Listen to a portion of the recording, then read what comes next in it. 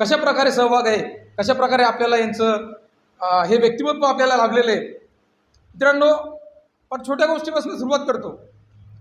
Sir हे जे व्यक्तिमत्व आहे, असं व्यक्तिमत्व भेटणं फार दुर्लभ गोष्ट असते आयुष्यात. आणि इतक्या सहजासहजी या गोष्टीला भेटत नाही.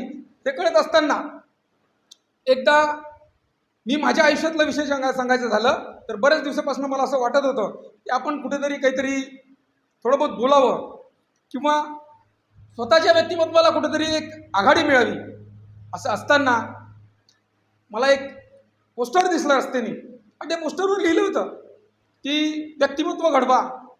मी विचार केला, म्हटलं असं व्यक्तिमत्व सुद्धा घडवलं जातं असंच कधी माहीत नव्हतं. आणि थोडंसं डिप्रेस्ड होतो, वेड्यावाकड्या गोष्टी काहीतरी मनात चालत होत्या.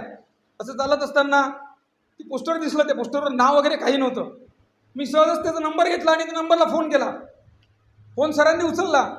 सरांनी उचलल्यानंतर पहिल्यांदाच मी त्यांना सांगितलं, सर तुमचं असं पोस्टर बघितलेलं आहे, त्या गोष्टीबद्दल मला फार उत्सुकता वाटली आणि म्हणून मी फोन केला. त्यांच्यासोबत पहिल्यांदा बोलण्यालाच माझ्या मनात ज्या पद्धतीचं एक एनर्जी निर्माण होती, ती एनर्जी बघून त्यांना मी विचारलं, सर मला तुम्हाला भेटायचं आहे. सरांनी मला वेळ दिला. सरांना भेटायला आलो. सर म्हटलं, दर रविवारी मी सगळ्यांना भेटतो, नक्कीच इथे या, फार फरक पडेल, जाणवेल.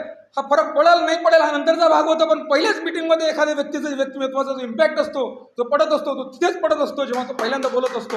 आणि त्यातूनच मी समजून गेलो हे व्यक्तिमत्व सर्वसामान्य व्यक्तिमत्व नाही, या व्यक्तिमत्वात निश्चितच काहीतरी वेगळं आहे. म्हणूनच या एनर्जीने आपल्याला अशा प्रकारची एनर्जी, अशा प्रकारची ताकद, अशा प्रकारे स्वतःत काहीतरी असण्याचं सामर्थ्य समजून घेण्याची एक ताकद दिली.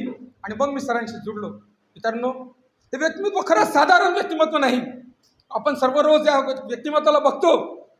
आज ग्रामीण भागातून येणारा एखादा व्यक्ती जेव्हा आपल्या स्वतःबद्दल जेव्हा एक स्वप्न स्वतःसमोर उडवून बाळगत असतो, असा गुरुजी, असा शिक्षक, असा व्यक्तिमत्व जेव्हा आपल्यासमोर बोलत असतो, तेव्हा आपण या गोष्टीला जाणून घेतलं पाहिजे की आज आपण इथे बोलत असताना डॉक्टर बाबासाहेब आंबेडकरांबद्दल बरेच जण बोलले.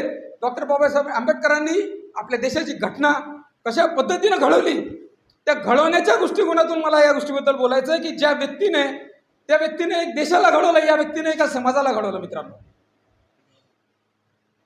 सरांनी आज समाज घडवला. आज हे आपल्यासमोर जेवढे व्यक्तिमत्व उभे आहेत त्यांना घडवण्याचं काम, त्यांच्या मनात परिवर्तन घडवण्याचं काम या व्यक्तीनं परस्पर आपल्या प्रत्येक गोष्टीतून, आपल्या प्रत्येक व्यक्तीतून, आपल्या प्रत्येक शब्दातून किंवा आपल्या प्रत्येक भाषणातून ज्या पद्धतीनं घडवलं, त्या पद्धतीनं घडवणं, त्या पद्धतीनं बोलणं किंवा त्या पद्धतीनं मोटिवेट करणं, एनर्जी निर्माण करणं इतकं सोपं नसतं.